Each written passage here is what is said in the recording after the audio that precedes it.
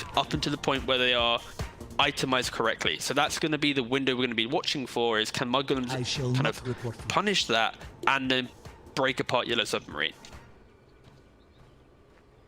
That's a lot to take in. Thank you. That's fine. No, I just wanted to clarify, because it's not all doom and gloom. It's just they had the same storyline in game 1 and it was very difficult, but they did find some incredible pickoffs. The key thing is, can they do that again when it's all around a core hero this time that needs to have a good lane and maybe could be punished from a key rotation?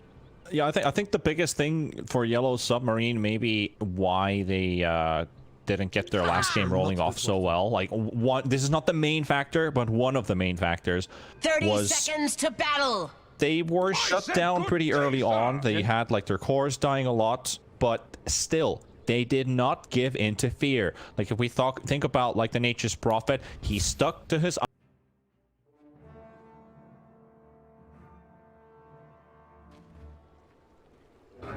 that's died 7 to 9 times, but he proved us wrong. He was doing things. He kept to his item build. He didn't give into fear. And Yatoro, he might just be a little bit too optimistic here. Oh no. It's a close one, but he will live. He's got the stick. Look at his items though. The stick. 3 tangos, a quelling, a stick. Oh. You're gonna have to hug your tower, mate, for a very long time. Or your wyvern. Oh, he doesn't even have a Salvon wyvern. Oh no. Did he just running back to lane? They've got he's gonna go meet his courier. He's gonna go meet his courier and stand underneath the tier 2 for some additional regen. Alright, so I guess this is an idea of, okay, Miposhka's not actually even walking into lane, so it's not even about one hero going in, Milan using his mana pool. He's running all the way back to base. Oh no. Yataro. He actually is. Okay, he picks up the sound. Okay. This feels so bad. It's a rough one. I think the best starts. Yes. Sorry, I was going to say the counterpart is Axe Phoenix is actually a pretty cool lane, to be fair. Like, it is a lot of aggression coming out, so they didn't deal with the potential punishment of an Axe. Like we've seen, for example, on Nigma when they with mind control when he plays Axe, that teams love to punish him because it's like that's the one component in the draft. But in this game, I'm not seeing that instant okay, this is how they'll punish the Axe kind of factor. So yeah, this will be the key lane for Yellow Submarines in my opinion. If Axe Phoenix have a good start and Leshrac can play well, that could be the start of your timing of that pre-15 minute. You play around these heroes, that could enable the Leshrac, start the ball rolling, suddenly you create enough space for your Spectre.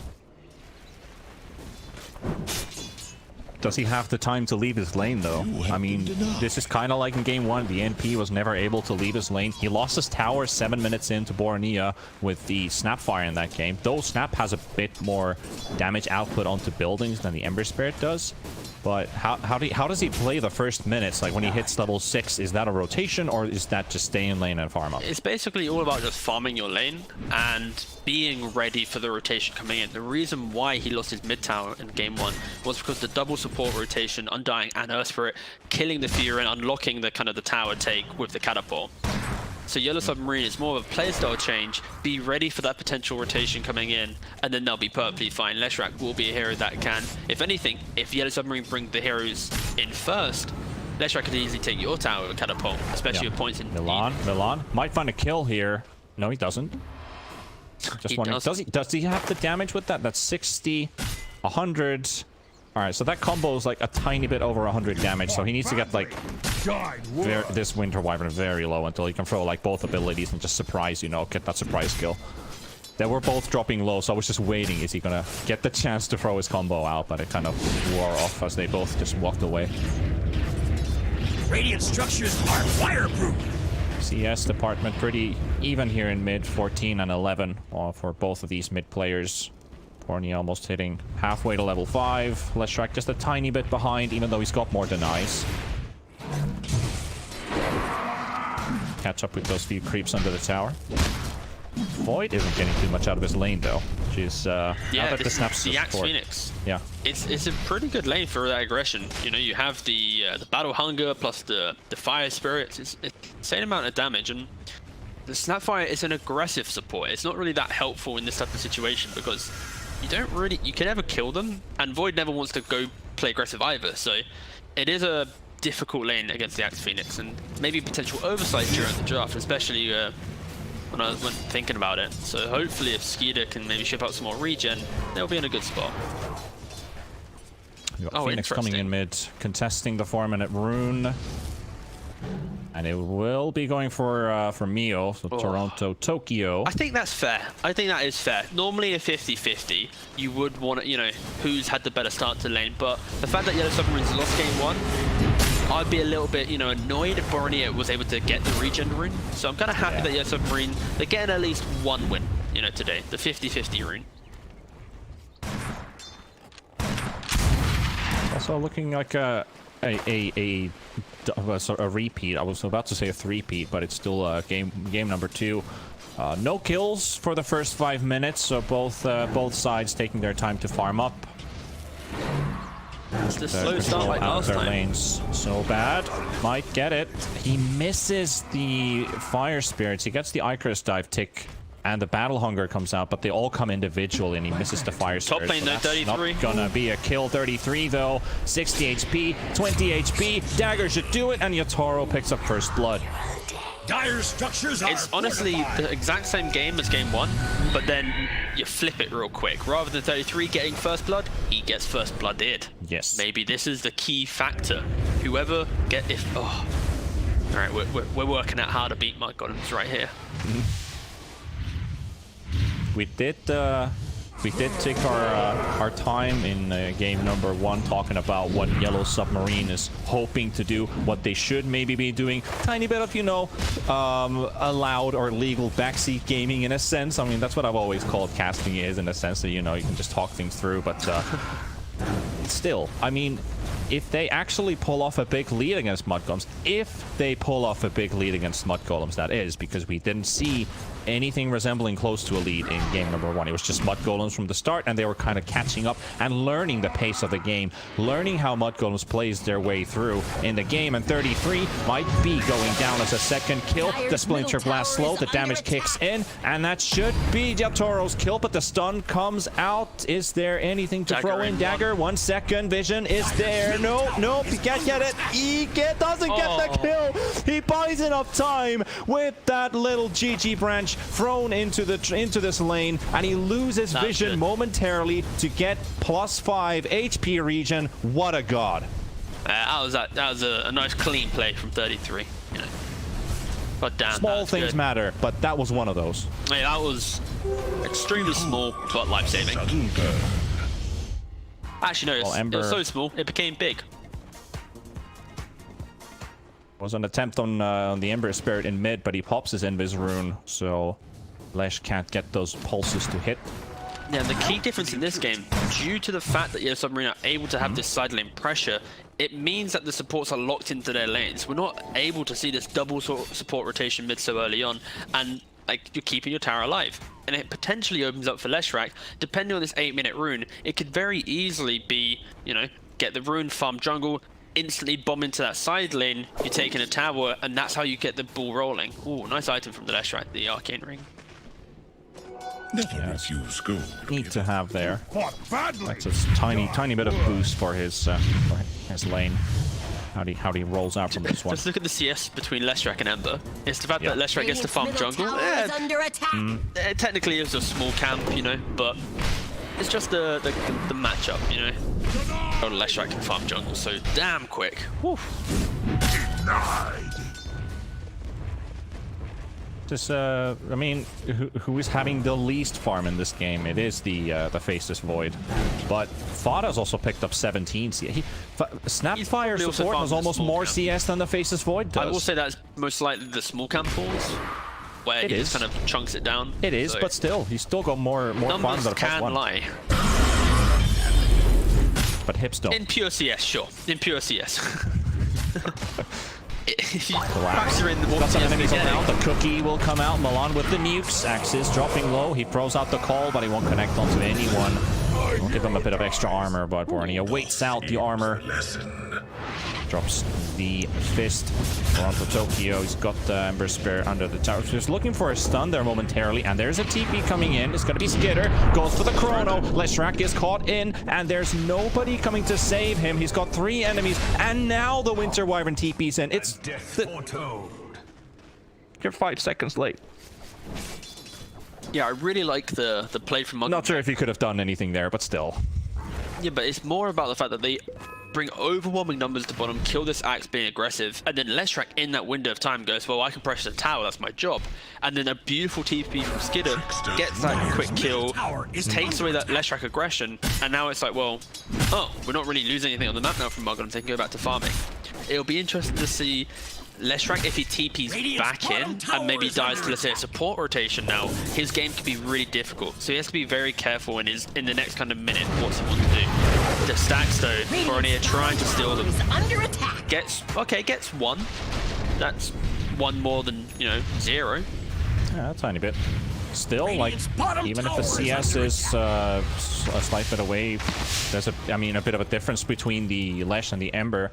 It's only a few hundred gold. We're not even talking about like plus 500 difference. This is like 250 difference. Yeah, I think the good thing that kill definitely brought up a little bit. Yeah, but the kills realistically for Submarine, I don't think they care too much because they're not locked into these spells and timings. They can just run back to the lane, right? As long as they don't get too over aggressive and try and barrel back into the same position and die again, then it's perfectly fine. Like, look, you got Axe pressuring bot again. Let's right back to farming mid. Like, you have to use big spells in mudgolems right now to get those kills. So it does give Yellow Submarine that breathing room to get to the items they need to play the game. Because again, like I said in the draft, they're a lineup that it scales really well much later into the game. But early on, they kind of are a little bit lackluster if mudgolems, can get the ball rolling. But right now, they're not really getting that ball rolling. So it could be a scary game. And also like, Axe is going for Blink, but Lesh is not going for Boots of Travel. He's going for the Bloodstone build. So nice. You don't. Good. I mean, I like the Bloodstone, but you don't have like the mobility and the teleportation capability to work around with the Axe Blink. Tower is under attack. I am happy that he didn't go for the bots. That basically puts you into the position of you have to pressure, and magic resistance is the saving grace right now. Not a lot of damage coming in, and the turnaround does come out from Yellow Submarine. D3 getting burnt up. Here comes Toronto Tokyo. Misses the stun, but it's still going to be a split kill. Borneo is also here. Does have mana for 1 jump. He's also got 19 stick charges, so he will stay around. Ooh, interesting play. Tried to get the roots, actually the chains to connect, but Lesh is dropping low. The Mortimer's kisses, and Borneo finishes the job. Phoenix coming in. He's got the egg. Will drop it down. Boro taking a bit of damage. Yatoro coming in with the haunt as well. He does have another tick jump, but he can't get to the Ember Spirit. And Phoenix is dead, so there's the egg used. Phoenix is gone, and they don't get to kill a single mudgolems hero. It's the same principle as that first game, right? It's the rotation and then that post-rotation desire for aggression. Unfortunately, mudgolems, they have the correct hero. Let's say unfortunately. Fortunately for mudgolems, let's say, they're in the position to be able to punish that because after the curse, there's no big stun, so mudgolems get to just walk away, right? They're just gonna be like, thank you for the, for the engagement. We're upset you picked off 1 hero, but we just get to chip you non-stop. And that is going to be the story of mudgolems. If they have that continued chip, and Yellow Submarine ever waste a key spell, it just allows mudgolems to open the floodgates and just to barrel on through.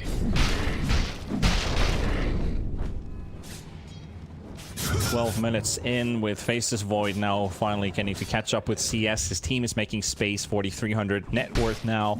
Only 800 behind the Spectre. Not too bad. Especially since they haven't died. And this is the smoke for the Axe Blink. And Ember Spirit is the key prime target for it. But he knows something fishy is up. Collapse, gets the blink in, and he misses it because Boro, he gets a tiny second there to react for it. He gets the chains onto 2. Phoenix keeping his teammates alive with the heal, and Skitter drops the chrono, hits 2, and there's the ulti coming from Sky, and Toronto Tokyo out, and Miposhka will get bashed up once. Will he get bashed up a second time? I don't think it's needed, because they will follow up with Fada coming in, and Boro and Skitter will take down the Wyvern and the Lesh. That's the blink reveal. You gotta give it to yeah, Submarine, they are really trying, but there's just the small plays coming out from mudgolems are just styling on them. You think about it, the branch play top, the sleight of fist in mid, like these small plays are like, well, your aggression is good, but do that extra little bit of something, and again, Skidder in the right place, right time, comes in with another chrono, and he is playing really well, especially after how laning phase went. He is coming in with those critical chronos to just turn that very necessary yellow submarine aggression. Yeah. Just really, the like, yellow submarine, I feel like they don't have anything to work around with. We talked about their defensive capabilities, and if they get jumped on, they're ready to fight for it. But if we go the other way around, you want to play with the Axe Blink. It just happens, but sometimes you don't connect when you really need to. Not every single blink accuracy deals goes the way you want to. There's obviously going to be times when you just miss and fail. Like that was like the reaction there from the Ember Spirit was mainly because he had vision onto the low ground. Axe was running a tiny bit faster than him. Axe's smoke broke in the middle of all the creeps on a buenos y ambos juegan bien juntos. Actually broke like half a second before he blinked in for the call, and Ember was just ready with his finger like, okay, something fishy's happening, I'm gonna run away, and then he sees the Axe is actually in vision of him, so he has the time to prep for it, and he just reactionary saves himself. But a rotation coming in top, Milan Boronia got 33 as well, and he's right next to Miposhka, but Miposhka instantly turns around, though he's gonna run into the Ember. He's in trouble. Yeah, well, it's a good move from mudgolems. There was no way the Wyvern was getting home from there. Yeah, just like how Milan as well, he didn't overcommit to that kill. You know, he didn't have to waste his Veil, he didn't have to waste his Mystic Flare. Sky's a hero that's very mana intensive, so he's like, well, we got the kill. Let's chill. This is the call, but the instant TP coming in from Sky does cancel it though. They were ready to save Vada if he was in trouble. That was a close one.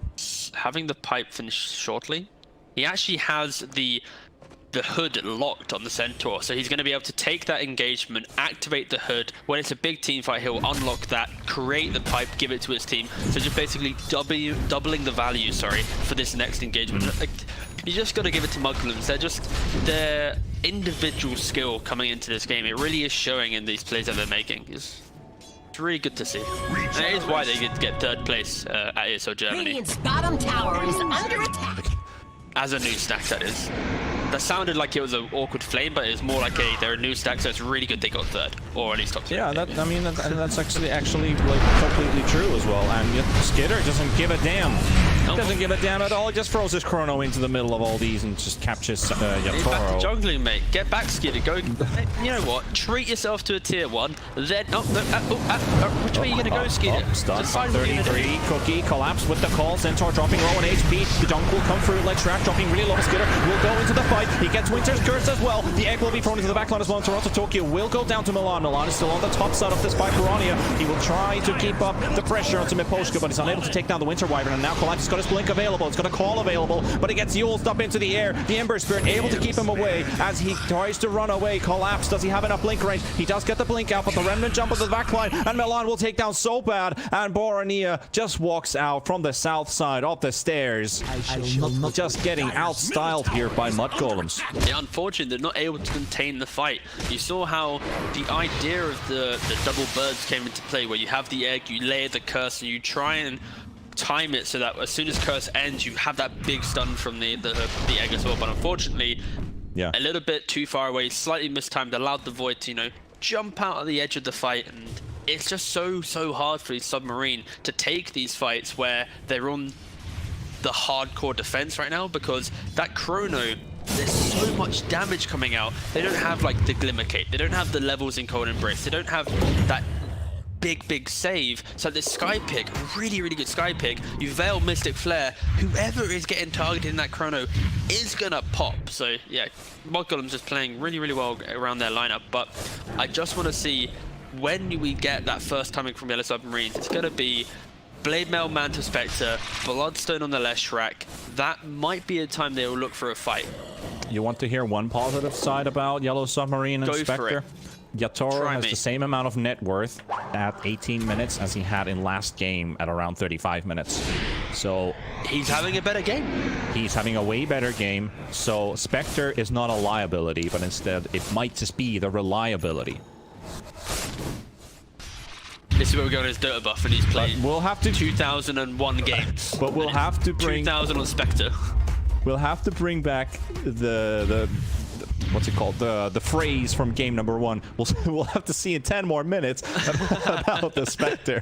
But that's how it always goes. Like, we'll just look at the clock. All right, let's give it another 10 minutes and see what happens. But this one is looking definitely a lot better. 33, very difficult target to jump on, but if they don't find anything else, they might go for it. Milan is coming in. The call will come out, though. 33 will be dropped into half HP, and they actually get the job done. And all the way onto Milan. He is trying to TP away, and will do so. The haunt has been used so bad. He's deep inside the jungle, but there's nobody to be found there. So a quick kill, but it does come at the cost of the haunt. But this is basically what both lineups are going to be trying to do in this game. It's like, if we have Chrono, go for that pick off, reset, get aggression out, go for the jungle. Same for Yellow Submarine. They just use Horn. They could still try and chase some kills here due to the fact that the center of the big pipe carrier is dead. Charges used by Fada, instantly trying to disengage. The chains onto 2, and here comes the Winter's Curse. Can they follow up on this? And Skitter comes in with the Chrono. He will try, but Collapse also gets the taunt on 2, and Piranha will go down. They've lost the Ember Spirit. Now Skitter goes onto Collapse, and Collapse will fall. He jumps straight onto Miposka. Look at those bashes go! And it doesn't even look like mudgolems break a single sweat in this team fight. Collapse comes in with a really good call to save from the Chrono, but it's not enough. 1 to 4. Yeah, unfortunately, it's just it pains me to see. You know, Yellow Submarine, they really are trying to be go-getters in life. You know, they want to get what they really desire, and that's, you know, some kills. But it's just so damn hard. They commit so heavily. They do get the Borneo kill, which probably feels great the way he's been playing. It's nice, you know, to take him out of the game for a little bit. But you kill him, suddenly the Chrono comes in. You deal with the Chrono, it's like, okay, now there's this Snapfire. That it's just so damn hard to get these kills for your Submarine. But every time we see them take an engagement, they get a really, really good pickoff in game 1, game 2. And then they just try and take another fight after. And I feel like if they were just able to accept that one pickoff as a big win and then go for the farm and play under their own vision, then I could maybe see them being able to, you know, take these games to a much closer side. But look at this minimap. Look at the bottom jungle where they took that fight. That double Radiant Vision. They're trying to make this big Hail Mary second chained fight into where they have no vision. Maybe their ward got dewarded during the fight, but difficult for them to make these plays when they don't have Haunt. So I respect the aggression, I respect the style, but it is getting them into difficult positions. Well, they find one Ops ward. They even place down a second sentry to make sure that if there's any vision around, they'll get rid of. They drop a third sentry, and with that, they finally find the second Ops. So that's a plenty of vision dropped in there, but at the same time, if Orska's courier has been killed inside the Roche pit, that should be a warning sign for Yellow Submarine. But can they contest it? They have Hawk, they have Call. They are actually going bottom to take a fight and contest this tier 2 tower. Collapse is already very low on HP, doesn't have a call available. Gets cookied up by Fada, and the follow-up from Skitter goes straight towards the ledge track. He doesn't have Chrono for 20 seconds, but he's happy to take this fight, but he might lose his life, and he will! Yatoro takes down Skitter! Oh no! Oh no! They just lose their Faceless Void way too early, and that is also a kill to Miposhka. And they will lose so bad. So 3 heroes still going from Yellow Submarine, but Ember, the stun available from Toronto Tokyo doesn't connect the stun. Mortimer's kisses. Yatoro burns some of it back with the Blade Mail. Borneo onto the low ground. Now gets the chains and the 2-man stun from 33. And that's it for them, and they will take the entire fight there. And Borneo with the ultra kill. Even if the Faceless Void wasn't there with the big combos, with the big ultis to drop the damage, the Ember Spirit prevails, fights it through, brings the ultra for the team, and the team wipe. Borneo is just styling, man. Like, oof. Oof. Oh, yep. You're gonna need a pause. You're really gonna need a breather pause here momentarily after seeing that fight. They're like, this game was really even, like 5 minutes ago. It felt like it could easily go either way. But just the way in which the fights are being taken, if you try and like think about that previous engagement once again, this like Look at the mini-map. Look at the 3 dire sentries, which is like, we just lost a fight due to vision. Yeah. We're going to deward this vision. And they go back there. They try again. And it just feels so difficult where, look, Phoenix has Egg. Wyvern has Curse. You know, it's one of those plays where the fight started because the Axe was so deep under the tower. Skeeter was super over-aggressive. But then, like, Submarine isn't set up for this type of engagement. It's very much like they're chasing towards their Axe. Like, don't worry, we're going to come to you. We're going to help. Ah, you're already dead. Okay, maybe let's take this fight now. Oh, wait. How are we going to stop borrowing here? Wait. Our Axe is dead. Our big control. So, again, Yellow Submarine, they're really trying to be aggressive. They are playing around this Leshrac, trying to, you know, force it, especially with no Chrono up at that time. But just the positioning, having the numbers ready, it's not a simple jump, kill, go next. It's jump, run around in circles. He's got the Glimmer now. Get some dust on him. Go for him. All right, kill him. All right, he's not dead. All right, we've lost. Damn. Oh well. So yeah, Submarine, they just gotta clean themselves up. Pretty a bit. much.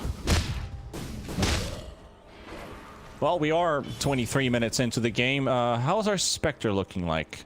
Not too bad, actually, with Blade Mail and Manta. Going for Diffusal Blade, so a tiny bit of extra damage. But most importantly, what I do like about it is when you pop the Haunt, you drop your Reality. If you need to if you need to break someone's Manta, use a Diffusal Blade for it, and then jump to another target. So you've got some ways to work around with that. But this is a really good diffuser game. Like in this theory of it, like Void Ember's Centaur, they're all small mana pools, or technically an Ember when he buys the item fight. They're locked into are they their contesting mana this? pools, so.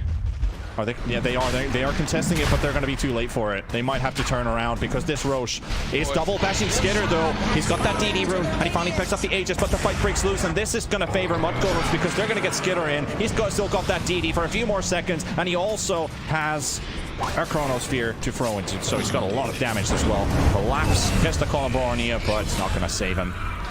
They will also take down so bad. 2 heroes picked off quickly. Yellow Submarine, well, I mean, Roche did give them a fighting chance with that double bash on the Faceless Void, but still, that fight favored Mudgolem so heavily because the longer the fight was taking, the closer Yellow Submarine was getting to them, and they just unleash hell. Yeah, and it's one of those things where they feel like they have to contest it. Unfortunately, they don't have Horn for that vision setup, and again, they're just not ready for it. It's very difficult because due to Yellow Submarine's own aggression, they're unable to have that foothold on the map. They don't have that vision set up for Roshan at that critical, 20-minute window. They're not ready with their big spells because they used Haunt aggressively bottom in that failed fight. So due to the Yellow Submarine's own aggression, their own mistakes, Mudgolems is reaping the rewards right now. Dire's middle tower is under attack. 9,000 gold difference between these two now. And this is only the first Roche that has been picked up so far. We got to see quite a lot of Roshans in game number 1. So I hope in terms of how this series goes forward, how Yellow Submarine kind of catches up onto the pace of the game against a strong team like Mudgolems, who've really proven to be one of the strongest teams, and they haven't even been out there for a long time. So I hope that this game still keeps on going for, like, who knows, 45 minutes maybe, because they otherwise they just don't get to, like, show their potential that this team has, since they do have that.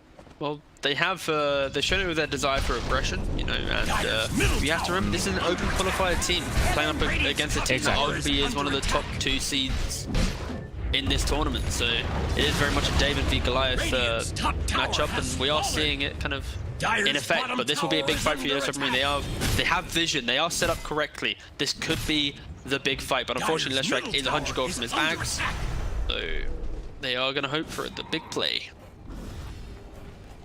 Or nothing. Snap doesn't need more than 300 gold for Aghanims, and we're gonna get Gobble up back in the fight. Who are we gonna be gobbling? Who are we gonna be gobbling? Anyone, literally anyone. Just, yeah. I just say that. Realistically, it's the Void for the free Chrono, Center for the free Stomp, or maybe even the Ember. So you have to save him a Remnant, right? Yeah. I feel like Ember and the Centaur could be really good because that's a blink stun, and for Ember Spirit, it's just like that instant chains and Remnant out. You just use it for vision. Exactly. And a Radiant Scan. I just realized how sad it was for Yellow Submarine.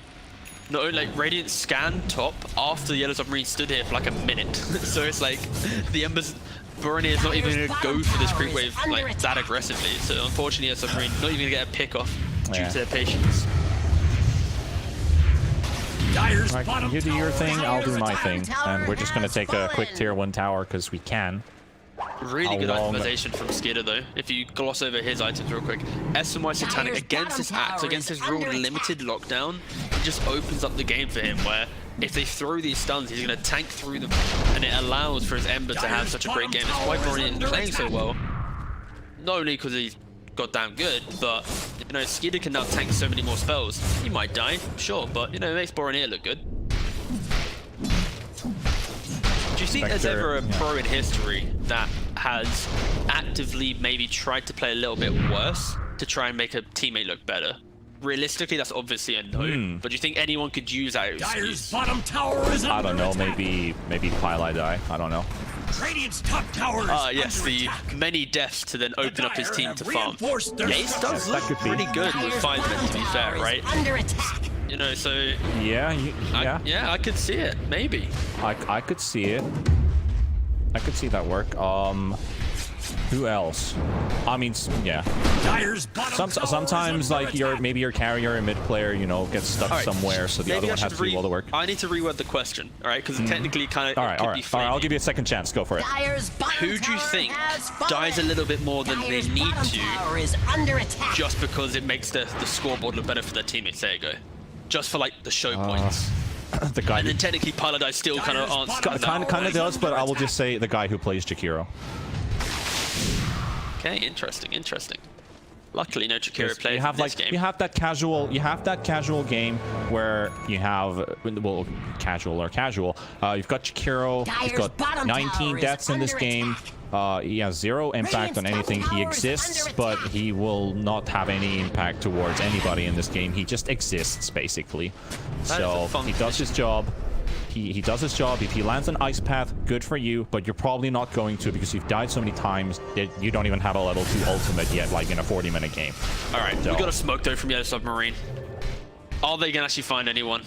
Well, this is an important one. They haven't had any successful smoke so far in this game, so this one might just be the one. And they find the big target. It's going to be the Faceless Void, and Skidder is out of play. Yatoro picks it up, and they will also put the chase. The Stampede has already been used. Yatoro, he's got 7 seconds for another Diffusal Blade, but he doesn't have it right away, so he couldn't keep up the chase on the Ember Spirit. But they find a big pick off. It's the carry pick as well from Mudgolems.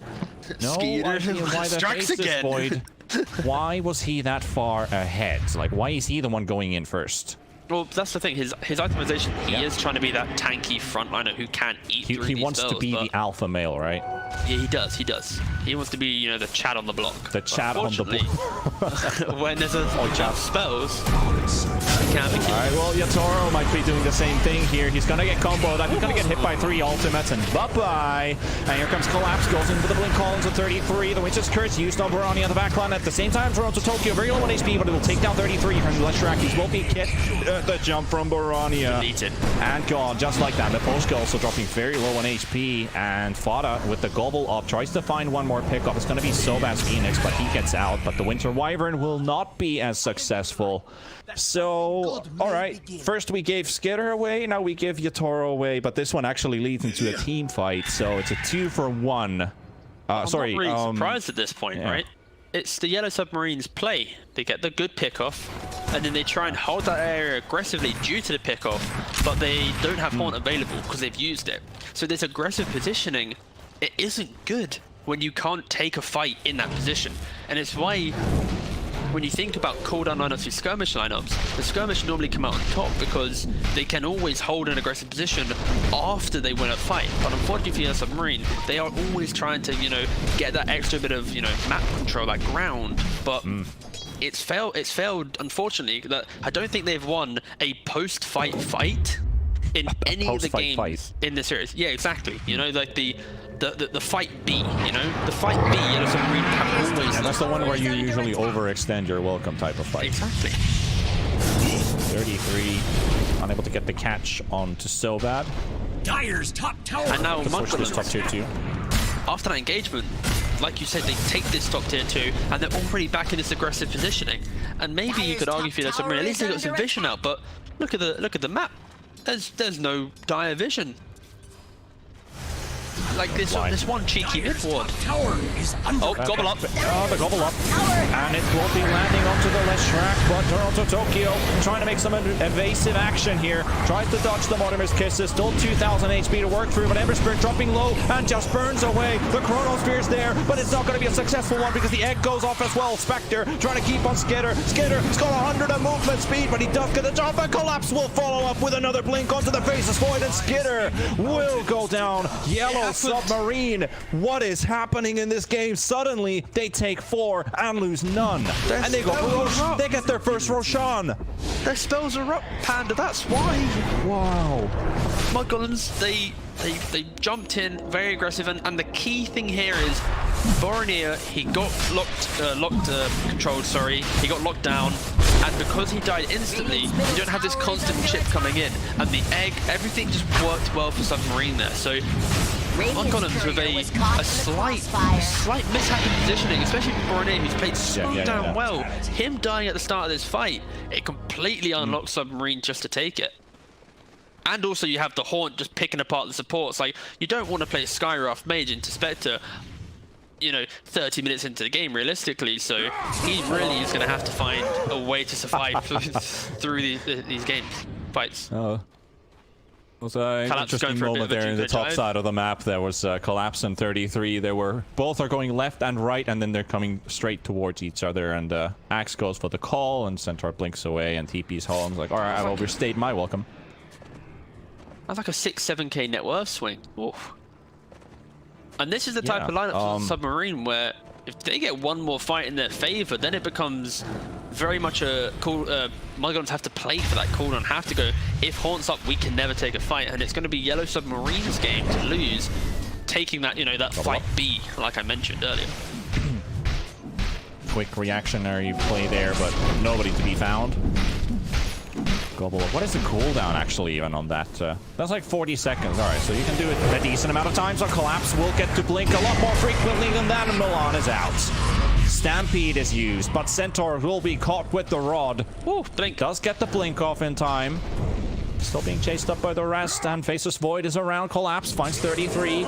7 seconds for blink, misses the call. Is he actually going to dodge all of these? No way. No way. All right, there's the stun. Bye, buddy. That was 2.5 seconds away from a blink dagger, but 2 pickoffs for Yellow Submarine. No chance. Yeah, Yellow Submarine are hitting their stride. They just kind of. Like, I mean, I'm just looking. They're placed on their aggression. I'm just looking at these graphs, and it feels like somebody opened the amusement parks maybe a bit too early. That's a long water slide. Yes. Big splash, but Mudgolems, the splash is only because. Do they get the big splash? Is the question. Bounty. To be decided. Is that? They're trying to play so wide on the map. Like, you see Yellow Submarine, they're a defensive lineup that they have decided after 30 minutes of play where they tried to go aggressive, all they need to do is play on the defensive, like I mentioned earlier.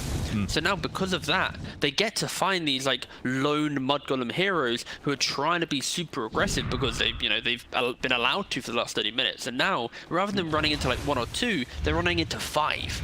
And that's where you don't have to use Haunt for a pickoff because the kills are literally coming to you. And if I was Mudgolems right now, I'd be very scary because they've not been able to find that perfect window to punish Yellow Submarine. And now these items are kicking in. Abyssal Blade on Spectre, Net's going to be Nullifier, Leshrac, Octarine, Axe, Bloodstone. Like, he's so goddamn tanky. And an Aegis. Like, this is... I didn't think I'd be saying this, but Yellow Submarine, they got to the window of the game where they can... goddamn take it. They could. Is the 10-minute timer up already, T-Gov? Yeah, we've surpassed the 10-minute timer. He's actually. All right. He gets to play Dota 2 this game. It's been around 78 minutes or so, and Yatoro finally has a game for himself. That's a yay. So Toronto. This is it. Submarine have got their timing. This is very, very scary. Mudgolems with a couple plays where put him in a bad spot. He goes for, okay, Skeeter was going for Skadi, then decided going for MKB. respectable. Needs one, tower is under attack. not both. I like the positioning here from Yellow Submarine, taking that high ground advantage instead of playing it from the right side. Knowing they have the Aegis, they're very comfortable just taking that high ground for themselves. Collapse is just waiting for the call when to call mudgolems. Well, this is one of the best positions to play when you're in this, when you're pressuring this tier 2. You have that high ground vision behind you, and you just support your Leshrac correctly. And this is the nice thing. When they get to this objective taking time, Leshrac with Aegis, he has to walk up with Edict. If you ever jump him, suddenly Curse, Egg, Cool, Haunt, like it's so scary at this point of the game. And I'm so surprised, honestly, to see Submarine actually get here, because I thought mudgolems as a team would be able to pick apart this type of draft, but damn, Yellow Submarine, they get some really good chain kills into them. Collapse, he goes for the straight blink call onto the Snapfire Hawk coming out as well. Onto the back lines, they've also taken this Snap Town, but they will also take down Milan. So they've already lost to Yellow Submarine. They get the Winter's Curse and Verania. He's all alone. Where is his backup? Where is his friends now? And here comes Skitter. Can't even get the chrono. He only locks in with a jump, and he finally lands it onto the ground on Toronto. Tokyo, he will live through it, and they just burn it all the way back. 33 is out. Skitter has to back away, and the buyback and Verania, he does have one remnant to jump with, but does he have more? No, he doesn't. 20 seconds without a remnant. You are gone. You're done for. He tries his best, but his life eventually runs out. And Yellow Submarine, I've been praising these guys for a bit, and finally I can be proud to say that they are in the lead for the first time, pretty much. The double birds. The double I was birds. a doubter. I didn't think the double birds would be able to beat the golems, but they're doing it. Oh, wait, I lied. I lied. No, I lied. No. I'm so sorry. Collapse will go for the call, though. But Skitter is still up and running. So is Fada. And the buyback coming from Everspirit and Bornea. This is a chance for mudgolems. If they can get the catches, they take down the Axe. And Axe is going to be a really big pickup for them. Can they get more? Because this is going to be very punishing for Yellow Submarine. Feeling a bit too overconfident this time. And Lesh is out. 3 heroes gone. We have totally jinxed this game. It's the fight God damn it, B. Yellow Submarine. It's fight B. Fight A, good. Fight B, bad. Fight B, bad. No. In all seriousness, even ogres understand when to give up. That is a double buyback, though, from your Ember, from your Centaur. So even though Yellow Submarine did lose another fight B, that second fight after the big fight, they did actually have to use a lot of resources here. So mudgolems, they have to force out at least one buyback here. Leshrac doesn't even have buyback, so this could be scary. This is actually the same as in game 1, because mudgolems were ending the game when they had 0 buybacks up, when Yellow Submarine still had theirs, but they didn't have the NP to defend them that time. Now they're lacking several more heroes. Skitter holding the front line. He's got Satanic, pops it up, regens up, and backs away. He leaves the tier 3 tower up, but they know they have a 5-minute window with no glyph if they want to go for a quick push play. They don't have to do it now, but they have 5 minutes, so they've probably written that up somewhere. Do you actually write some of the stuff up? I mean, every team doesn't actually do that. Some teams do. Alright, this is where you got to give a big shout out, I think, to Kezu, because he is like the goddamn best player for typing up every single critical timing for a game. You know, like Roshan, Spell, like he's, you know, on the ball for it. And personally, I think it depends on how keen I am on winning the game.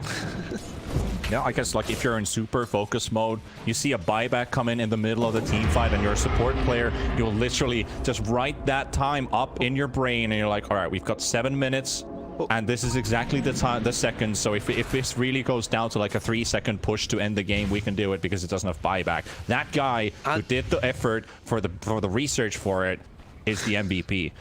Well, the key thing as well is in a competitive game, you're not really, you know, pinging items, typing, it's a lot more verbal, right? So it opens up your text chat to be useful. So simply selecting time and pinging like Spectre is missing is translated in like Dota talk to be Spectre's buyback, right? And then during the downtime, someone can write it up, right? So I think that's the main difference, where in a pub, it's very hard to have these timings cleanly done outside of you literally typing it in the moment, because again, like I said, that text chat in a pro game very, very chill. Unless you're OG, you're spamming your chat walls and just having a good laugh. But Oh, yeah. But anyways, mudgolems, during that chat, they smoked up, looked for a pickoff, weren't unable to find it. But the key thing is, they know that right now, due to the Spectre being an absolute raid boss, they cannot hold such an aggressive position because one Haunt, pick apart the positioning, Axe comes in, the fight could be already lost. And mudgolems respect the fact that Yellow Submarine are now ahead in the team fights. They fail the pickoff, instantly back, retreat, you know?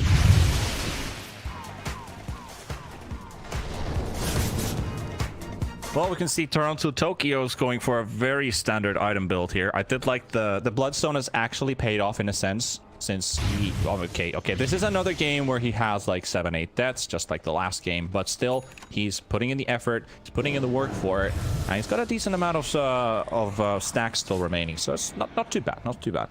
He's going for Shiva. I haven't seen Leshrac pick up an axe. I won't lie. I also haven't seen much Leshrac, to be fair, but big fan of it. Just like you press roll, and it's like so much more damage coming out, especially when the Void, if he jumps into you in Chrono, doesn't have that BKB up. Not only are you eating through an Edict, through a Pulse Nova, you also have this Lightning Storm just chaining over the top of it. So really good items. And Dire's bottom tower is under attack. Okay, I did not even realize. Leshrac has 4,500 HP. Like, what? Man, he's got the Witless Shaco. He's got a Witless Shaco. I know, but 4,500. Like, look at all of his items. Yeah, he's got the big boy items, the Octarine, the Bloodstone, the Axe. These are like, big items. I don't know why I went to that expression of itemization, but you get it. I just like this point. This is like the beauty of Dota right now. You know, 40 minutes into the game, both teams can easily win a big fight if they get the correct jump, if we get that big chrono, but they're just respecting each other. They're pushing out lanes, playing defensive. It's like, who buckles under the pressure first? Will it be the team that just came third, the open qualifier team? Like, it's... Whew. All right, well, Roche has been started. This couldn't be any tighter than it is. 8,000 HP, 7,000 HP. Skitter walks in, gets the cookie. And Leshrac, he finds out it's raisin and not chocolates, but Skitter is actually dead. He goes for the buyback instantly on the Faceless Void. 33's career dies in the midst of all of this, and this Roche pit is still being contested. 3,600 HP. Very big pickoff for Yellow Submarine. 33 thrown inside the Roche pit with the gobble up. I just Skitter's wait for it. Upsetting me. Just wait for it. Do they see the Lesh? There they go. Oh, what a stun! Oh, he pops CA on this, only on the Ember Spirit, but still something. Lesh taking a lot of damage, but you do have to remember he's got a lot of his Skitter. Doesn't throw the chrono. Now he does, and he only catches one. It's got to be the Leshrac inside of it. And Roche is also coming real low on HP in the backline. They also get some hits in, and Bad will throw in the egg. And at the same time, the Winter's Curse onto Barani, onto 33 for isolated from the fight entirely. Skitter will go, and they will take down Toronto. Tokyo will come with the buyback instantly into the fight as well. Skitter dropping really low on HP as this Faceless Void has to jump away back to safety. Barani coming in with another jump as well, and they might take down the 33 cents, or they will, and they will take the Roche, and Skitter will take it onto the Faceless Void, so he's on a buyback right now. He really needs it for himself. They will lose the Snapfire at least, and Mudgolems instantly disengage. They force the buybacks. Nobody has a buyback right now. That was actually 3 kills, 3 buybacks onto 2. That was a beautiful fight, though, from mudgolems, and the idea that 33 moves around the Void. He hit such a large stomp on the backlines. It allowed for them to get onto this Leshrac with this this one-man chrono. I saw that. I saw that hammer, the Havoc hammer on the backline, but that was a 3-guy stun. Yeah, it was beautiful, and it allowed for this fight to go well. And it's that chip damage that mudgolems are able to use. They survive through the Haunt. That's the key thing. The question is, do they have anything left in the tank to actually defend up against 5 heroes of Yellow Submarine with this Leshrac just pounding at your towers? They don't have chrono. It's like this game, this series, there's only so few words that you can say inside a team fight, because there's so many things happening all around from all these players, like especially that Havoc hammer hitting 3 guys on the back line. I was like, alright, I saw it. Okay, there's 5 things happening at the same time. When people are fighting in the backline, we see eggs exploding, Roche is still alive, chrono, people dodging the chrono, people getting hit by more stuns, and it's like, what is going on? Like, is this fight even going to end at any point? They will take the mid-racks, however. But there's now a big window to play out this game because you see the fact that Axe no buyback, Leshrac no buyback, Spectre no buyback. Right onto the back, they got the Winter's Curse straight onto Borania, and they are surrounding him. Snapfire coming in with a buyback so far. Can they save him? The Aeon Disc will keep him alive, and they also gobble up the Faceless Void. 5 seconds for the chrono. Can he find a big one? Yellow Submarine. They're going to be careful. The call coming in from Collapse as well. Ember Spirit dropping really low. The Skinner will find themselves too, but he can't take down Miposhka. And Borania will finally go down. He also goes for the buyback. Collapse has got a call available, but he needs 3 more seconds for the blink. Milan is also caught inside, and then we'll take Milan down. Skinner, he's in the middle of Yellow Submarine, and Skinner, he's dropping low, 300 HP. Aegis is out of the way, but Borania coming in to intervene, trying to save his teammate. Yellow Submarine on the run right now. The stun connecting onto the Leshrac. Toronto Tokyo. Will he go down? Yes, he will. Finally runs out of HP points, and Miposhka will be caught in the trees. Make it at least 2 final kills, but 3 buybacks from mudgolems. So the buybacks now, only Centaur has it for Radiant and only Wyvern for Dire. Phoenix might have it shortly. So if I'm mudgolems, you see Leshrac dead for 110. You gotta run it down mid, lads. You gotta get yourselves together. What do we want end? When do we want it end? Just go mid. The end train is coming. They have a DD as well. Oh boy. Oh boy. Oh boy, indeed. High ground in peril for Yellow Submarine. Skitter meeting the forces. BKB blink in straight on top, and it will get the Faceless Void to safety. 33 with the stun on Spectre. The ulti from Sky comes out as well. A bit of damage here and there, but Yatoro still living through it. 2,000 HP still remaining, and the Winter's Curse connecting onto 3. A lot of damage. Collapse with the 3-man call, and they will take down 33, but he is in trouble now. He needs to back up from his teammates, but he won't live through this one. And Axe is gone for 120 seconds. He is not going to be back to save his base if mudgolems decide to go all the way, and they will. They jumped onto the back line. They've got the Stampede onto the Winter Wyvern. He's trying to keep on to Miposhka, but they can't see him right now. But there's a stun coming in from Yatoro as well. The Mortimer's kisses. Look at that firepower. There's so much fire coming in from the Snapfire, keeping them away, zooming them away from the base. And the tier 4 tower also taking a lot of damage here with Sitter and Fada slowly chipping down this Yellow Submarine base. If they win this one, this series is going to be over 2-0. But Yellow Submarine still want to keep fighting. 20 seconds for Leshrac to be up. The first tier 4 tower finally taken down. Melee Rex is still there. Mudgolems might decide to back away here. Still, they have up the damage. I think, especially with the Axe not having buyback, I think they're going to still be confident in this position. Go for a quick play here, but Lesh is now respawning.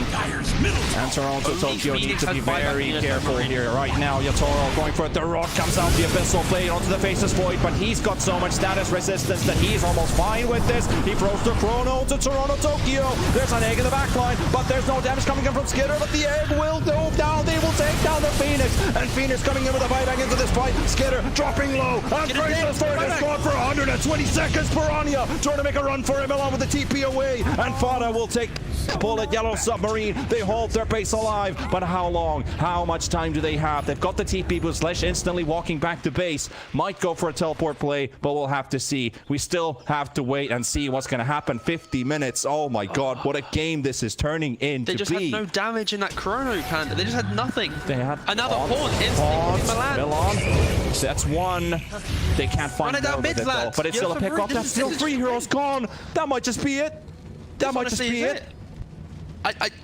If there's some miracle play, I can't believe it. If there's ever going to be a miracle play, Borony is going to be the one that's going to do it paired to 33. But like, they're going to have to do some like out of this planet level miracle, you know? Like, at least his Aeon Disc is now just now coming off cooldown.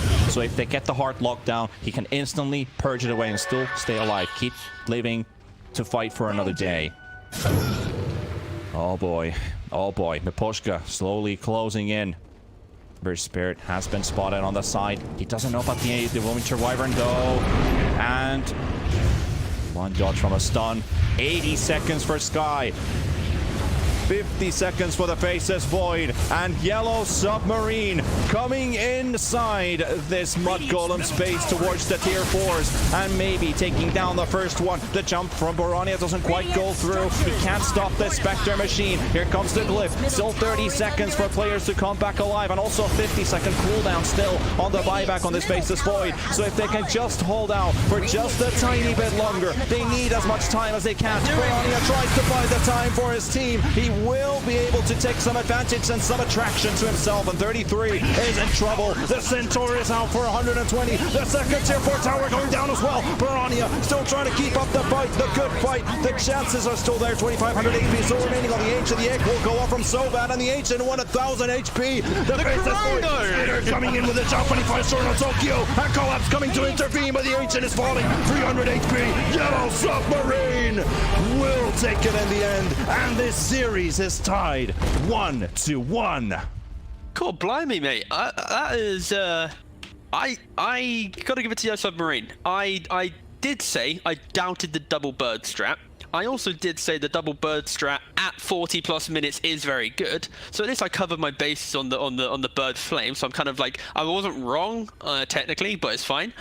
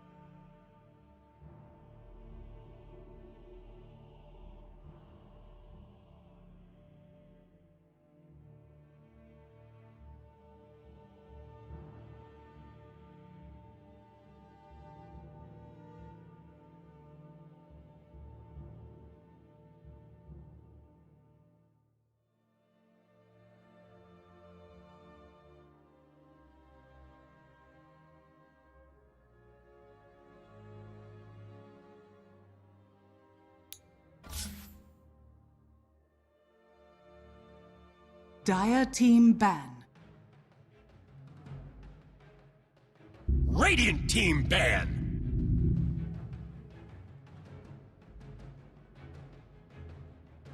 Dire team ban.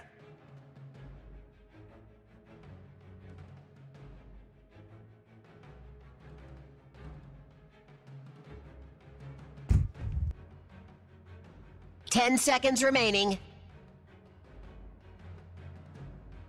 5 seconds remaining.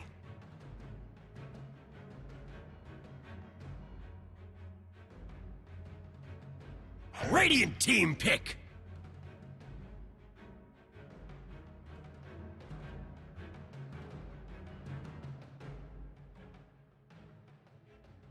Dire team pick. Faceless Void.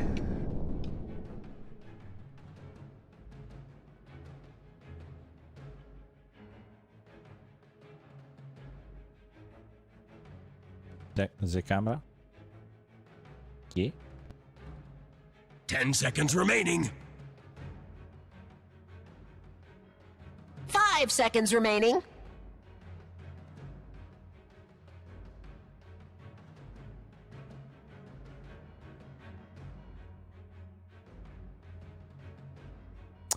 All right. We still have one more game here with Mudgolems versus Yellow Submarine in this first best of 3 series of the day. We still got a second one after this one, which is going to be Ninjas in Pajamas versus Brame on this channel.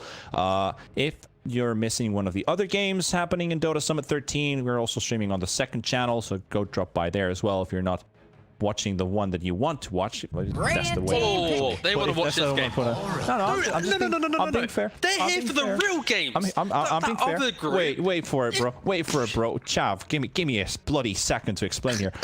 So, I mean, I'm being fair. You can go watch those games, or you can stay here to watch the most fantastic series I've seen in a while between a team that was formed only just a few months ago. They've been rocking the stage. They've been playing really great. They've molded together. They get the love. They get the hate. Then we have a team. We've got one that's been coming through the open qualifiers. A team that's showing a lot of promise, and definitely with that tie up here in the series against Mudgolems, have a lot to show and even more to show in the future. So if you're in for Dota, go on the other channel. If you're in for some great Dota, you stay here right now. Game number 3 with T Panda and T Governor. We are ready to deliver. So happy?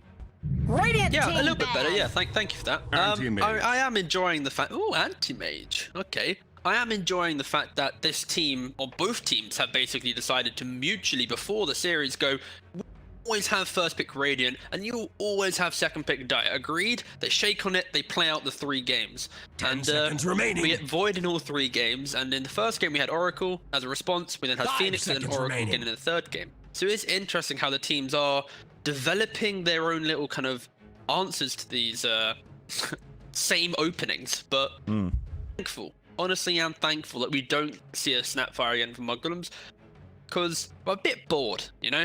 It is good on the team. They do know how to run on a Snapfire, but I am very happy that we get to see the Boromir Lina potentially. Could be Milan still, but this Lina on the mid lane, I think Boromir, he was one of the first Lina players that went for example, like the Lincolns, MKB, the big beefy Lina that we've seen, and it is very enjoyable to watch him play this Lina. So I do hope, especially with an anti-mage pick, that we get to see this Lina maybe in a beefy core role, or at least you put it in the 4 just to annoy the anti-mage. Realistically, you might want to demote it to 4 just because of the AM matchup, but it's a matchup that can go both ways, because Lina, if she has a good start and sweeps the map, she's so aggressive, so in your face, anti-mage never gets online. Or anti-mage does come online and eventually you just become this big mana bomb. So it's very, you know, a 50-50 situation.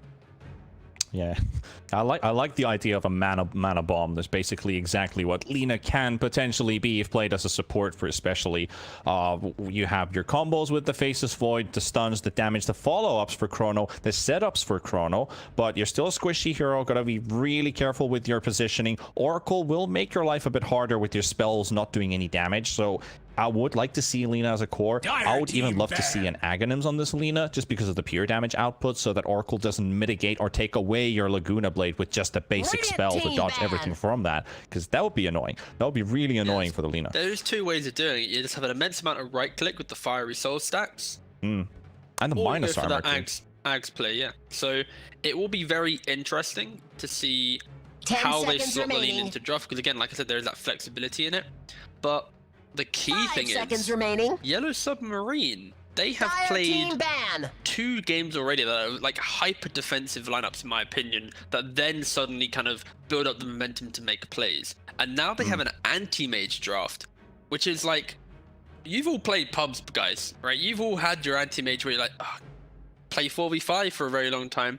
10 It seconds will be the remaining. same principle, and I would love to see Yellow Submarine be able to 5 either seconds A, remaining. have the defensive tower Dire defending team heroes to rebuttal my golems, because like there's not tower damage right now from golems, right? Yeah, if yeah, you yeah. have the tower defense on Submarine, you can buy time that way. Or the second way that you do it is by just having really good team fight and being able to just go into them. But the issue is, when you already have an Oracle 5 and just going up against Void Lina, 10 it seconds is hard remaining. to kind of build that type of draft. But again, there are 3 heroes. It is going to be, 5 you are going seconds to be able to round this remaining. out potentially. So we'll see for now. They again, Radiant their second team pick. They have to show something here. Axe. They go for the axe again. Axe worked once, so they rely on it. Yeah, it did win game 2. It did have a good time. Laning phase was kind of cool, but you know what? I like it because 10 seconds okay, remaining. I want to make sure I'm not getting carried away. You know, where it's like Dire team they win a game and you say, Legion oh, Commander. it's great. Yax in principle is good due to that. You know, you lock down Skeeter, game's good. But this response from Mudgolems, this Legion, it gets out of position. All 33 has to do is press the attack 10 on seconds the remaining. void, and then you're good to go. That He's too, not gonna and 5 seconds and remaining. the LC, which is a perfect hero counter straight towards the anti-mage. Not necessarily during lane, but during team fight and overall pick-off potential. LC versus anti-mage AM will lose Yeah, that is very true. He will get... very many times in a duel. Like, But I even guess just one the- duel might be enough. The flip side is, depending on the Oracle's positioning, 5 Oracle is seconds going to save remaining. him, right? And you could argue the axe with a good call, same thing. But yeah, 100%, it will be a battle of what offlaner can jump first, because the saving grace for Yellow Submarine is they have that save. I think I just like the idea from Yellow Submarine. I just feel like, again, this is the one game now where all the eggs in their basket is they have to take good early fights. And we saw time and time again, fight A goes well, fight B, not so much. But this is a game where they need to make sure that every fight goes well, because if they ever lose the tempo of the game, the pacing, it's so hard to protect an anti-mage. Yeah, we have, like, everyone knows that the fight A. Sometimes you see the fight B. What if we ever see a fight C? Now that they've experimented both of these, we're going to see an Radiant team extension of an ban. extension. Enchantress. Did we chain that many fights together? Can we? Could we ever have a game where it never stops fighting? It's that would be quite the something. I don't actually recall. I remember seeing Roche fights lasting for like 4 10 minutes, seconds where remaining. both teams are constantly team poking ban. around the Roche pit area, holding the opposite sides of the high ground, having small fights and skirmishes, people coming back to the Radiant fight team because they haven't ban. bought back. They've just had so low respawn timers that they just walk back in. And those are basically the first Roshans, like 16 to Yeah. 21 They're minutes critical Roshan Roshans, fights, kind right? of. Yeah, the critical ones. 10 seconds But no, remaining. look at this now. The Enchantress pick from Mudgolems. This is a really good pick in 5 their seconds 5 roll remaining. because it allows them to play into this Axe Sky. When you're cushioned behind a big creep, it's very easy to zone. So I think Yellow Submarine, they're going to have to think about, are they able to block the counts, remove this Enchantress, bring in a creep to that lane, and then this Sky Axe will have the same type of pressure that a Phoenix Axe had in Dire that previous team game. ban.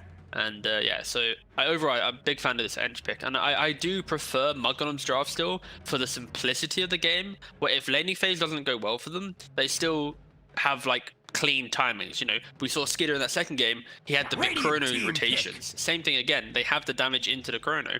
But for Yellow Submarine, if the lanes go bad, they don't have this like innate wave clear. They don't have this innate way of getting the game being prolonged. They don't have like this puck, this Ember, this hero that can play in enemy lines, getting these creep waves. So I am a little bit worried for Yellow Submarine that they have to win laning phase, otherwise they're gonna have to make some insanely big plays. Whilst mudgolems, again, like I said, exist within the game and they'll eventually get a timing.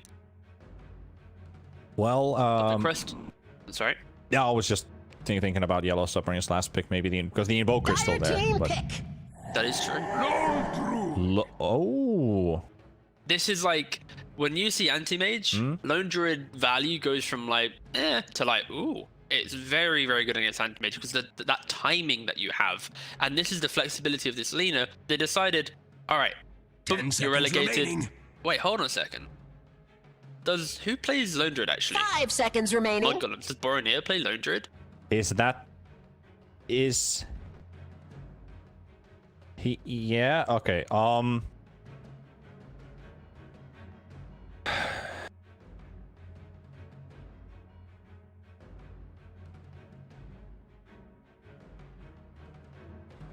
right. I was going. Okay. Yeah. Support. Okay. Choose your hero. So this is like. Yes, I would say pause 5. All right, okay. Yeah, because I was thinking about the NA. Was it? No, it wasn't Moon Meander. It was Aoi 2000 with the pause 5 Legion Commander, and then they had pause 4 Sniper. Can you think about that? You have like pause 4 Sniper, pause 5 LC.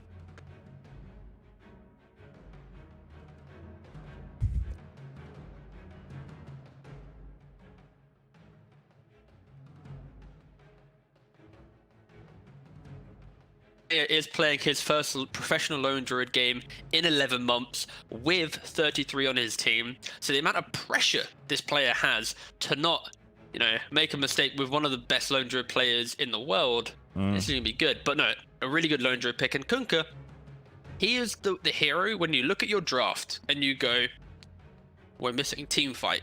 We're missing frontline. We're missing the team fight sustain. We miss a little bit of wave clear. Kunkka's your boy. But is it enough? Like I said, if they have a bad laning phase, their tower defense is now all about Kunkka. Their wave clear is all about Kunkka. There's so much pressure on this Kunkka that I am worried that they can never get the ball rolling if mudgolems have a good laning phase and roll with it. But we saw Yellow Submarine, even with a questionable start or bad start, they are still able to have these good pickoffs and plays. And Antimage, if he eventually gets there, can have a good game. Particularly, I think this window for mudgolems to win the game is very, very large. But I'm down for surprises, like in game 2. So surprise me again, Yellow Submarines. Find a way to win. What, in my eyes, is it's like a 70-30 mudgolems draft. That's the thing. I was just thinking about when he mentioned that Yellow Submarine had a wonky or difficult start for game number 2. I think they were doing great because Lesh was farming faster than his opponent, obviously. Like Lesh versus the Ember Spirit, you think about it, the other one's going to be farming faster than the other. Thought about the neutral item, luck kicking in as well, the arcane rings and stuff, so you really get like a better chance to like farm up your hero, get that flash farm going on, ramp up from there. Your top lane was going great. The enemy faces void from mudgolems was dumpstered in a sense. Like not that much CS. He was like 5th or 6th in net worth, so you're like the least farmed core on the map. So like when you're thinking about a Spectre game, Spectre the entire game 2nd place or like almost 1st place, pretty much. Like once the laning stage ends and the mid players start to roll out with their teams, the carries start to go up because they're just farming. So the Spectre started to get a better role for that. If that happens here, we know the anti-mage factor. We know what the AM can do if you get the time and space for yourself. You also know the games where the AM might have a lot of fear going into his own jungle, into the specific areas where you want to get your game rolling, the places where you want to be if you get pressured a lot. So it can go either way. Yeah, Those I things think we need the to take other into thing as well, account. though, for So, you the think anyone's gonna anti-mages, live through this? I don't like. Not There's no point in the even game one. where he's gonna confidently be able to like make a play because he's playing into a duel, a chrono. So this is going to be a super hard game for this anti-mage, where we're going to need to see Kunkka tank a couple of these key spells turns, to at least then doesn't unlock the anti-mage presence in the fight. So like in a submarine, are going to have to make sure their fight construct is very much like axe initiate or Kunkka tanks, and then anti-mage gets to come in, because if they connect this chrono, if they connect this duel with a blade mail, for example, suddenly this anti-mage will look like paper. Try harder. It's like, I'm interested about the regen situation here for top lane, and about Lina. Want to have a tiny bit of mana for yourself? Is there any coming on the courier? There's a mango coming in. All right, so that's good. Got another mango lined up as well. I think that's really important. Like, what is your mana control for this lane? Because you want to keep bullying, and you want to make sure those LSAs are going to connect. Too many missed stuns, too many missed spells. Just waste of mana, waste of money. At least I think the saving grace though for this lane, for the Oracle at least, is he is one of the few heroes that has quite a large attack range to match up against Alina. He has 625 compared to the Alina who has 670. So Yeah. you are going to be able to at least somewhat trade, but realistically, Alina position 4 just dumps to most fights in the game. It's so damn hard to Yeah, do like- the 1v1 duel. It already says in like the int game, like 3.7 per level. You're getting almost 4 damage per level, and that 4 damage is really big between levels 1 and level 5. Like the way that your damage is gonna just keep on amplifying from there is really big, because you already start off with like what, almost 60 damage, and you have an insane amount of attack range. It's like, that's huge. Pretty darn good. And game 3 is rolling out the same way as the previous games as well. So very calm start, people farming around the map, bit of trading here and there, but no real aggression happening anywhere. Is there any lane that has any kill potential either? Not really. I'd say the most kill potential probably comes in bot lane, if anything, because top, you think about it, right? It's a Legion Lina, so the Lina stun isn't setting up for more damage. And same again, Oracle Anti-Mage, you could maybe find a kill if the Lina's like heavily out positioned, but realistically, it's not going to be like an easy kill. But bot lane, it's very much just chip, and eventually they don't have resources, you might find that kill. Bora sending the bear home. Quick regen. The bear back to lane. Though, wait, what is the cool? Yeah, no mind. Yeah, he's got another bear up in 20 seconds. Soul ring for Elsie. If there's anything out of the ordinary box, we've got the Morbid Mask for Anti-Mage, which seems to be the item pickup to go for it. Sometimes you go for the Mask of Madness on AM, which is not a bad idea. Gonna hold that Morbid for later. Plus, if you want to have a tiny bit of brawling, or if you want to have like big stacks you want to clear, like Ancients for example, that regen is really gonna help. Lifesteal especially. Yeah, so the new age build of Anti-Mage is that Brave Band, early Mask of Madness, you have laning presence because you get to exist, and then you get to pivot into the jungle, but also you get to dismantle later on when needed. So pretty nice itemization, and it doesn't really offset your Battle Fury that heavily because you are still able to farm pretty quick. 4 minutes. This time, no bounty contest in. Action rune contest in mid. Toronto Tokyo, and actually a kill on Miposhka in top. That's a bit of a surprise. That comes from straight up right clicks from Lina. Goddamn Lina, so obnoxious. No Dragon Slave, just right clicks and LSA and attack speed from your passive. All right. Well, we missed that one, I have to say. Because I was looking at mid for the 4 minute, like, what's going to happen with the action runes. No real contest between Lone Druid and the Kunkka. Not like these are two huge playmaker heroes at the early levels that would have, like, major benefit from, like, a regen rune or something. And, alright, well, I'm not going to say anything. That's 2-0. You're doing great, mate, don't worry. Their structures. Well, all I can blame is myself. Alright, calm down. Yeah. Well, now there's the 5 minute runes. We're gonna get to... Oh, are we? Fada? Gonna get one from bottom. Gonna get the second. So bad's gonna be... yeah, this guy's gonna be with a lot of movement speed. Though, enchant. Fada might actually be able to take this fight all the way, but the Centaur runs out. Impetus Spear, bit of damage. Sky, a bit of trouble. 200 HP. Frozen the combo. Isn't gonna be enough. The stick charges coming in. The heals from Fada. The Fairy Fire. And so bad goes down, and Fada wins the fight. And the Bounty Rune is still there. He's gonna go for it. Pops the South to regen up. Extra worth money from the Bounty. Oh, that is a 5 out of 5 performance.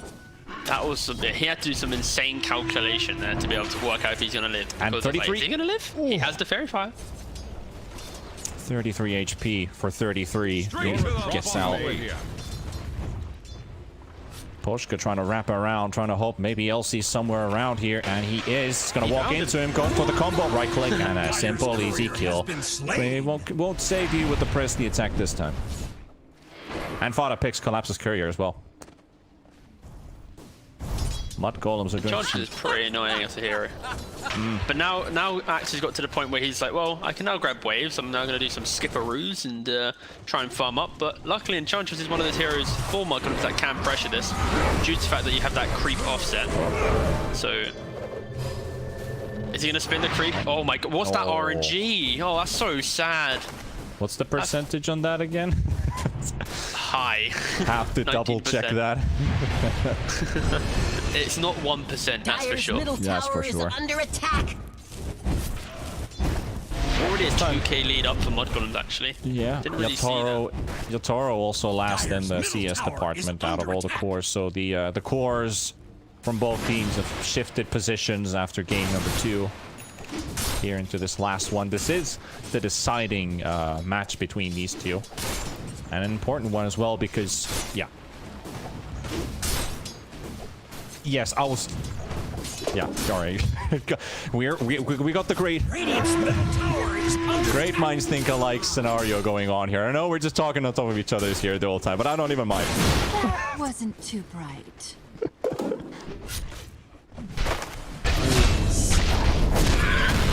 Understood. We all owe a life. Yeah. I take yours. No, you don't have to. This is fine. I mean, I mean, the best part is the more we keep talking on top of each other, we know exactly what we want to say. We still keep doing it, and people are like, oh, what is happening here? Just tell us what's happening, or no, you tell. Oh, I'm fine. No, you can tell first. I'm fine. Now. Yeah, so GSL, the GSL format, I was exactly going to talk to you about that as well. So yeah, this is you're not out of this. If you lose this, you're not out. You have a second chance. If you win that one, you have another chance because you still have to fight the decider. So you win this one, you're in the winners. You win the winners, you're out. So 2 victories, you're through. 2 losses, you're out. That's all you need to know. Collapse is also dead and is 5-1 on the scoreboard. And Faceless Void is in the lead on net worth, but is he going to stay there for long? Takes a bit of a nuke there from the Oracle, but will live. Fada. He's fought so bad before. Kill him! He's leading it 1-0. It's enough, but still, Mio walks in the back. But Enchantress versus Sky, it's 2-0 for him. That was beautiful though, because I was like, you want the Enchantress to kill the Sky, but you know the impending death of Bambi because you know the Kunkka's coming in with Tidebringer. Oh, that was fun to watch. But anyway, also, as a quick reminder, the 3rd place in the group stage, the team that wins the final decider after all the best of 3s, they will be playing up against the 2 invited teams, either Viking or Liquid. And you probably don't want to play up against either of them, realistically, to start with. So it is really important that you are able to convert the wins and get at least top 2 to play up against, like, the non-invited teams. Very true. Very true. Yeah, that's a... a difficult opponent. So from Group A, which is Hellraisers, Live to Win, Mudgolems, and Yellow Submarine, they go up against Viking GG. We know what Viking are made out of. We know exactly what that team is, what they do, how difficult it will be. So bad gets just like Sky Living. Difficult. It's hard. It's difficult, and this is I know Sky is a squishy pick, but this is a hard game for So Bad. Like he's been playing pretty well this entire series, but this is not his strongest performance. Skye is very much a specialty hero, but as they quickly try and engage potential in the lone druid, but realistically they have no damage. But yeah, Skye is a specialty hero because you need to have such a great laning phase and always hit your timings. Otherwise, you do feel a little bit like kind of lost in the game because you don't have this innate way to kind of mark your dominance in the game. But I think a real important talking note right now is this Kunkka. A phase double bracer build, in my eyes, naturally gravitates towards potentially a Radiance. And that's what I've seen from some of my games. But I would expect him to be open. Yeah, as I say, he's opening himself up to just decide what he wants. So he does go for that Solar Crest. The concern in my voice was Radiance is way too greedy and they never ever get to play Dota 2. So I was hoping he wasn't doing that. But I was at least teeing up for the possibility. Oh, they go for a smoke. With a very commanding orange line, which is Milan saying they're going bottom due to the ward scouting out the smoke. And instead of the Radiance, we actually see a medallion pickup for the Kunkka. They are relying on the minus armor. Radiant's bottom tower. See, this actually does allow for early fights to occur, because if they get this Solar Crest, and then Anti-Mage has this Mask of Madness, and Battle Fury Manta, it suddenly offsets that one item the Anti-Mage has, and you're able to take some of these earlier key fights. So potentially, Yellow Submarines are going to itemize for that kind of 17-minute window of a big fight, but 5k up already for mudgolems. Will you be able to stop any push? And look at this. They were looking for a kill in bottom. They just lost 2 towers. They lost top. They lost middle. The duel comes out as well on the Kunkka. Toronto Tokyo needs a bit of help from his friends. Fada, here comes Skitter. What a beautiful chrono. Onto 2, but Miposhka is there. He doesn't have an ulti though. Your Oracle is only level 5. Collapse with the call. Not going to be enough to kill off Fada. Another stun from Milan coming as well. His ETP's here. And they get the deny on the tower as well. They kill off the heroes. They fend away the attackers. They take 2 towers, the top, the mid. They deny the bottom, and they kill Miposhka as well with the Laguna Blade. Is Boromir going to go for the play? This train just keeps on rolling. And Yotaro, where's the root? Good bear. Good bear. Oh, that's a bad bear. Bad bear. Dire's bottom tower is under attack. And Borani that was it. Yeah, a great chain of plays. A great chain of plays from mudgolems. Suddenly that 2k lead has spiraled into 7,000 gold. XP is also 5,000 gold on the Radiant team's favor, so this is the mudgolems we're used to seeing. Not really giving much of a chance to a team that is coming to contend them in a series. It boils down to that. How does Yellow Submarine get to the point where they get to play out their draft? They're relying on Kunkka to be a tower defender, but when he's sitting bottom for so long, trying to make an aggressive play, it opens up mudgolems to take that top, to take that mid, and due to lack of early tower damage, suddenly your TP rotations into bot allows you to also take that fight as well. So unfortunately, Yellow Submarine's not perfectly playing around what heroes they have to be able to, you know, get through this early portion of the game, and mudgolem just picking them apart. Triple net worth lead as well. I mean, all the events that just spiraled in the last few minutes really pushed Yellow Submarine behind. Oracle is also sitting under 1,000 net worth. Bad, man. It feels bad. It boots and a stick. Now that was just support life, you know. Patches ago, before wards were valuable, before they're free, before there were 1,000 couriers introduced to the game, you know, and before all that stuff, it was a privilege to have boots as a support. We're spoiled as support players now. If only 30 can get a friend. What they know, Blink duel with Blade Mail. Duel, 300, 200, 100, and thrown into the air. And he's dead. So close, but so far. I don't think he was ready for the entirety bar Axe to be ready behind the anti-mage there. Oh, if only he didn't get thrown into the air, that might have given him one more proc of his passive for the kill, but it was close. And I was looking at the map, like, does he have a friend? Well, his friends are in a smoke now. Mudgolems. They have the chrono available. Collapse. Oh, very risky waters. Gets a 2-man call, but he gets stunned up by the MSA, and the Laguna Blade will be enough. And so bad, gets stunned up by the Centaur. So that's 2 pickoffs from mudgolems instantly after that. Radiant's bottom tower is under And the attack. scary thing in this game is Dire's courier's one gone pickoff down in is an flames. instant objective from mudgolems. You have this Deso Master Commanders on the Lone Druid. It just simplifies their game plan. I think that was the main issue in that second game for mudgolems is after a fight, they didn't have that like what's next factor in their lineup. But now with this Lone Druid pick complementing the Void, they have this team fight, they have this objective. So Yellow Submarine have to be so critical on their positioning. Make sure their pickoffs are just super clean. With these TPs as well onto bottom. 15-minute bounty contest. Fada will take the bait. Skitter's ready to go in. Borony is coming in. They've got the chrono available. Enchantress takes the bait. Skitter still doesn't use the chrono. Fada still alive, 300 HP. And look at that, all right on top of the money. And Oracle will go down first and straight onto the Kunkka they go. They want to get rid of this really beastie, bulky hero out of the way. But there's the ulti coming from 33 as well. He's got the duel. And Kunkka falls down. And so does Yatoro. And not a single chance is really given for Yellow Submarine in this fight. Patience, patience, patience, Skitter. Very, very rough, honestly. It's all about that kind of like positional hold, and the Submarines, due to the lack of laning phase, they don't have that presence in the game right now, and they are very much just hoping to, if anything, they're looking to make a pickoff, but the way that mudgolems are playing right now, when they look for the fights, they're together the entire time. They're not allowing for this Axe Sky to play together and get pickoffs, and as soon as they get that fight, and you're really scared, now look at the map. They quickly abuse the entire map, soak up that farm during the absence of Yellow Submarine, and then you're going to see them gravitate towards each other again because they know that the pickoffs are critical. They have this one aggressive ward on the Dire map, but they can't benefit from that really. It's going to expire in 30 seconds as well, so soon their vision is going to be nothing. How many times has Yellow Submarine been in this side of the map? They pushed that 1 hour in bottom, which got denied. That's about it.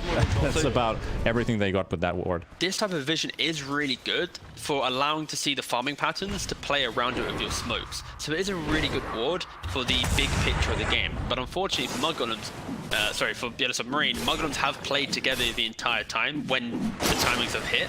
So this ward hasn't had value of like watching Skeeter run by himself, for example. And look top. They don't have chrono, but they play together. They play around Lone Druid.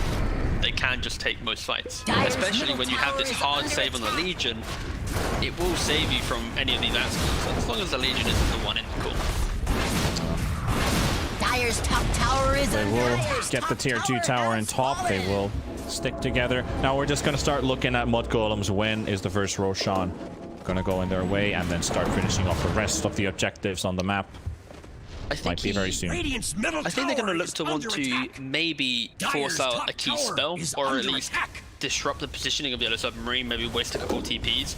The answer here is that, you force them back at the tier 3. Once you see them defending here, that's when you can retreat to Roshan. Play on that double ward setup you have in the Dire jungle will allow you to take Roshan, but right now Dire aren't buckling under this pressure. They're not seeing this tier 3 push as an immediate pressure, and they're trying to sit waiting for this TP, but mudgolems, they're also not buckling under the lack of Yellow Submarine and going, well, if you're not going to come, we're just going to, hit the building some more. Yeah. Radiant's bottom tower. Now this is where it's scary for Yellow Submarine.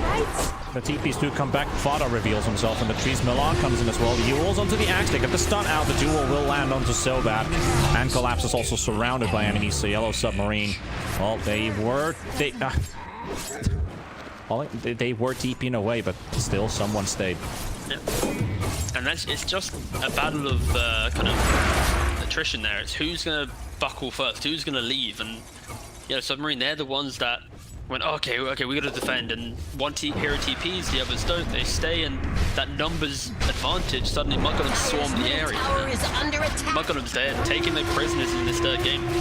Look at that attack speed. Look at this bear go. It's a chunky bear. Bear do slap. Bear do slap. And that's a tier 2 con. There's only one more tier 2 remaining. Also the tier 1 in bottom, which is not the biggest objective, but when you have the Aegis, you go through there and get one of the side lanes for yourselves. And mudgolems, they decide it's time for Roche. Here it is, 19 minutes, 15k up. Going for Roshan. Just a casual 15k. This is very much the Under attack. Yellow Submarines are like, alright guys, we have this anti-mage. He's eventually gonna get Panel Fury. He's eventually gonna be a farmy boy. And he'll eventually die to a Legion Jaw. But hopefully he doesn't. Is it time to grab the watch from your wrist again and shake it a little bit and see what's the time again, or are we knocking on the clock? Like, why is this not working? Yeah, I think anti-mage is looking maybe to fast forward some time real quick, or at least pause time and allow him to farm in the absence of Mudgolem's aggression. I think that's the saving grace, but it's so rough, honestly, if you're Yellow Submarine. Lively now. Your admiral is on board. Dire's bottom The tower. low down turns around with the blink before the Impetus lands, and the Sky ulti coming out as well, and Fodder will go down. That's at least one, but they've also lost Yatoro. Where the heck? Yatoro's died in the top lane at the same time, so they don't even have their anti-mage up. Collapse trying to make his way out from Skitter. 22 HP. He's got the call, but he doesn't get the blink off. It was still on cooldown for like half a second, so it's not going to be enough for him to save it. Skitter has Aegis, has Chrono, the combo coming in from Mio. And Skitter just jumps out of it. It's his Skeeter's redemption game after game 2. top tower. He realized that it was a rough one, but he was like, no. I'm not gonna let my second Void game of the night, put any concerns into me. The third game, third time the charm, right? It's like 9-0 and 6 right now on this Faceless Void, so he's definitely on a redemption game. Step lively now. Your admiral is on board. Well, 19,000 gold. It's almost 1,000 gold per minute, shifting in Mudgolem's favor as this game passes Dire's bottom on. tower is under attack. Still waiting for the guillotine to fall. Skitter finishing off the last tier 2 tower from Yellow Submarine. Is under attack. And is this the do or die moment now Dire's for Yellow bottom Submarine? tower They look has like they are fallen. smoked up with a Solar Crest with Kunkka with a Sange on top. That's all about. That's about it. That's pretty much about it. The blink on the axe, anti-mage with a tiny bit of extra damage with the attack speed, the chance to drop the bomb. Skitter very close to catching somebody there, but the TP does go up on the Kunkka, and the first hit, second hit bash on Miposhka. And this Oracle doesn't have anywhere to run. He throws in the disarm, Dire's courier has been slain. but they will take the Oracle down. Dire force the locked glyph, down at their least. structures. They still have this mid-wave alive, so they are just going to go knock on the tier 3s of Yellow Submarines. Under attack. Is on board. And it's such it's a rough situation, because if you look at Anti-Mage as well, his courier died with his Void Stone in it to complete his Battle Fury. So it's not as if he was going to have, like, he could have been farming really well in this moment. Sorry, Perseverance, sorry. But, yeah, unfortunately, has also been killed, so it's such a rough game. Top Brax just falls as if it never even existed. Yeah, I mean, just look at this bear go. Well, might as well just say, look at Collapse go. That's a solo kill. That's a solo kill from Milan. And GG. That's it. Yellow Submarine, they showed some spite in game number 2, tied it up against Mudgolems, but in the end, there was only one winner for this one, and Mudgolems will advance to the winner's match from this one. I gotta give it to Yellow Submarine. They had some pip in their step. They really did give it their all.